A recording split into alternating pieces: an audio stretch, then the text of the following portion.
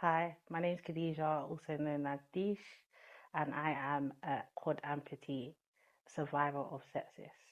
Hi, Deesh. Hi. Thank you so much for being here today. So when you're ready, please share your story. So in 2022, I was pregnant with my twin babies, a girl and a boy. I had them in April 2023, and it was a fine labor, fine pregnancy. Went into the hospital, started having contractions on the 10th of April 2023, and then 2 days later they came, the 12th of April 2023. It was a very long labor, and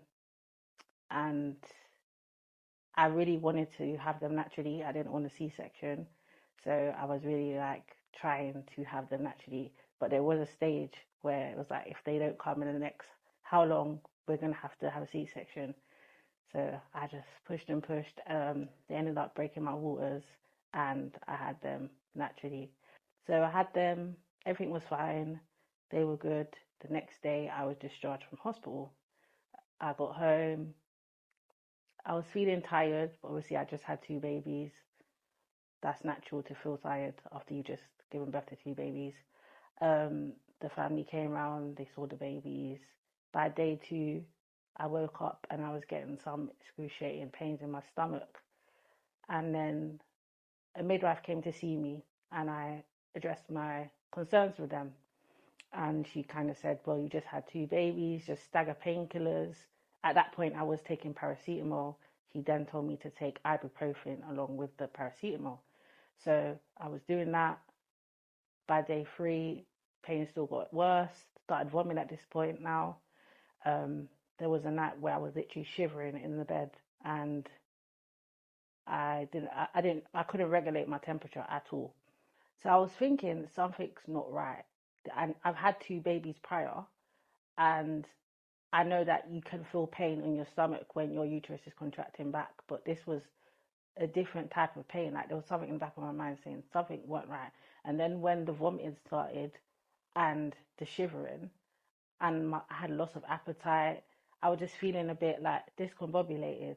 I said, no, this isn't right. So another midwife actually came to see me. I think it was the day after that, and I addressed my concerns to them again, and she also brushed me off and said, listen, you just had twins, you're probably tired. And but then the next day after that, this was day five now, I was like to myself, this isn't right.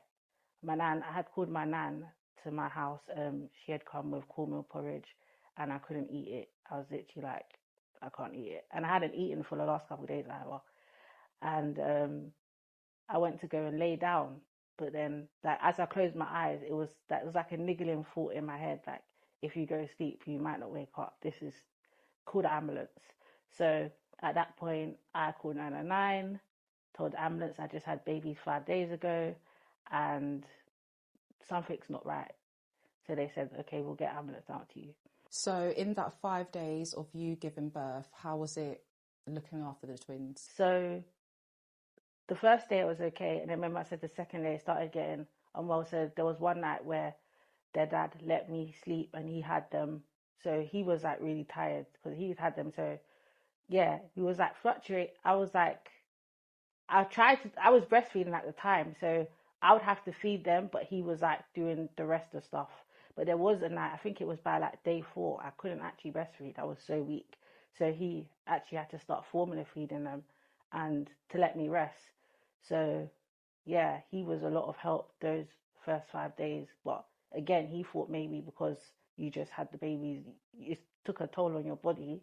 So he gave me that time to rest. So he was amazing those first 5 days with them. And then obviously I went off to hospital, and when I got there, the ambulance had took me in. I didn't know it was as serious. Well, I don't even think they knew it was as serious as it was. So when I got there, I remember like just being like a bit dazed and like continuously vomiting. They would give me the little vomit bucket things, and I was just vomiting and filling it up. And I was like really dehydrated. So they were giving me lots of water, but like nothing was quenching my thirst. So when they took my bloods, they had seen that I was severely dehydrated because I wasn't obviously eating or really drinking those last 5 days. So they said they're going to put me in a fluid drip.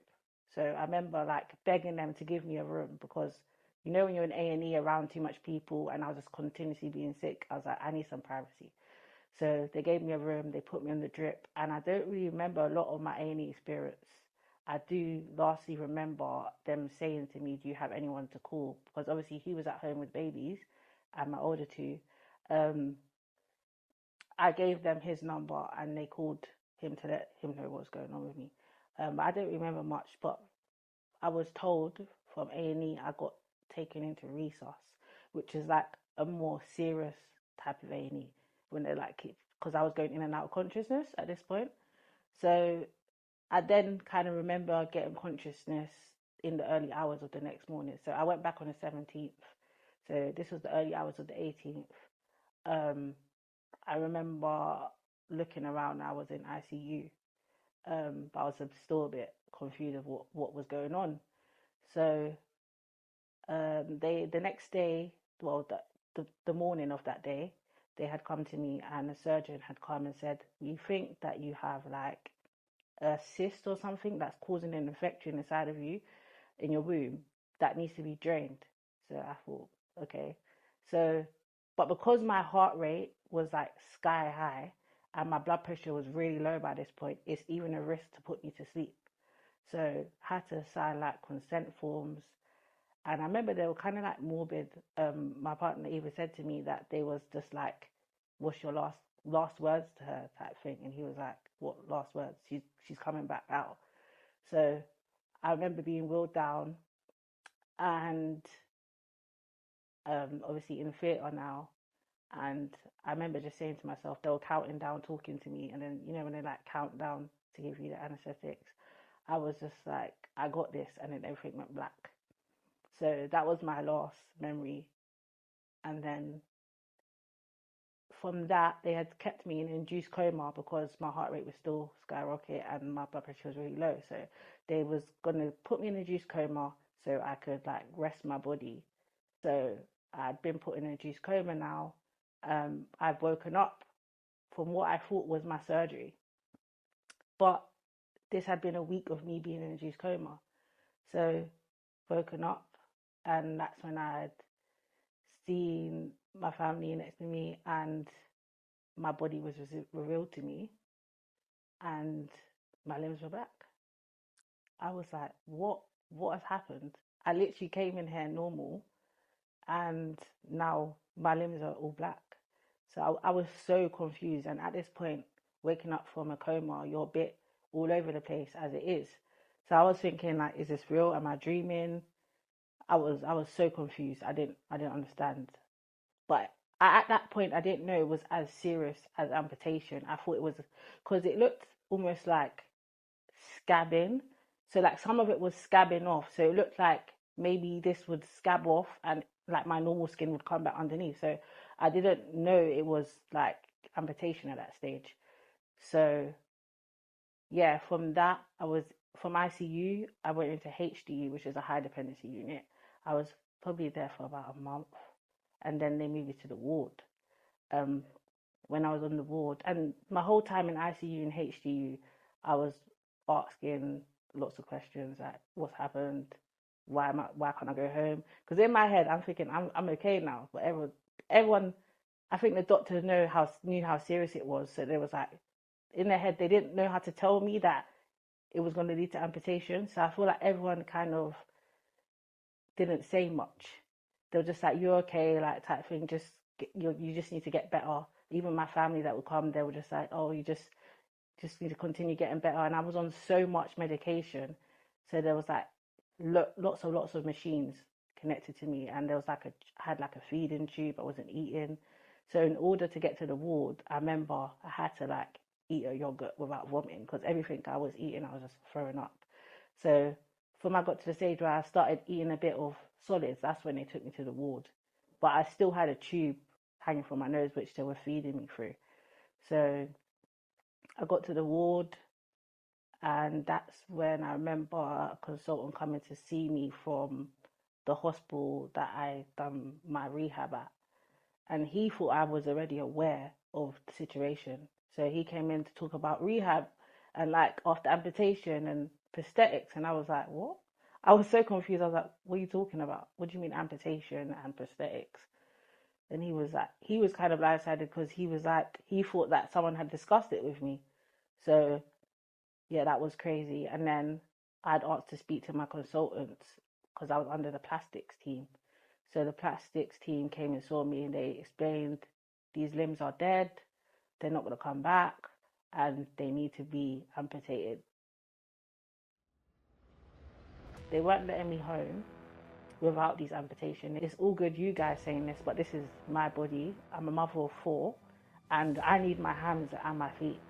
Obviously sitting months and months in hospital, missing my kids and missing key moments in their life. I was a full amputee at this point.